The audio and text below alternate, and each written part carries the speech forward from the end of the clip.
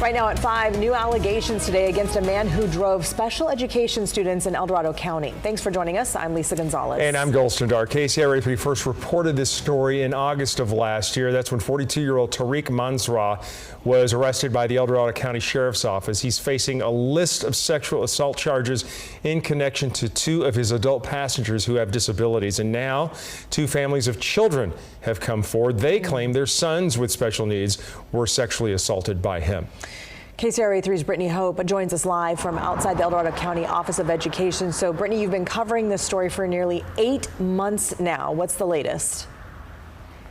Yeah, I haven't. Since that initial report that we had back in August, I've had multiple families reach out to me about this who are so concerned, some even worried that maybe their children drove with this driver.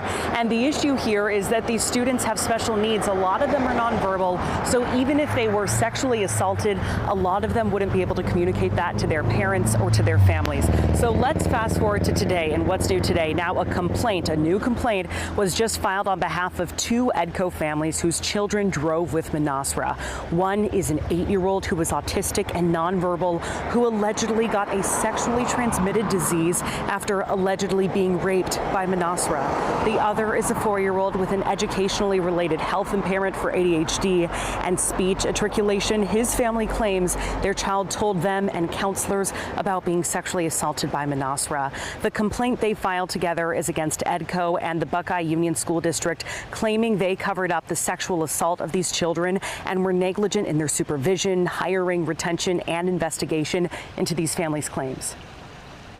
Our clients are focused on the institutional problems here. So obviously, Mr. Manasra is an extremely bad actor in this situation, but we view these problems as systemic.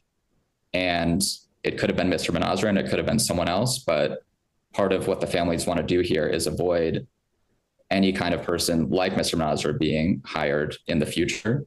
And so that's part of the reason we're focusing on the institutions involved here as opposed to the individual.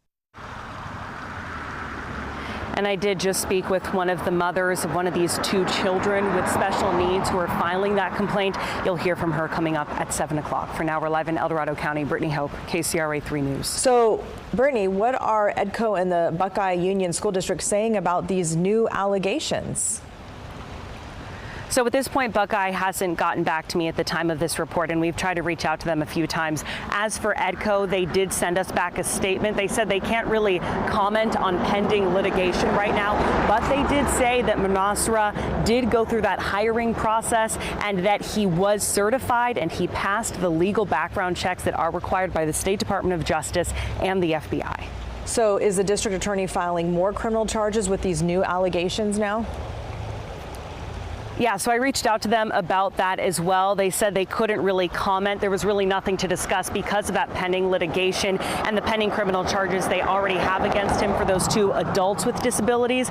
But I do know the mother I talked to today, she said she reported her child's assault to the El Dorado County Sheriff's Office, and she said she had spoken with the DA's office as well. Thank you for following this for us, Brittany.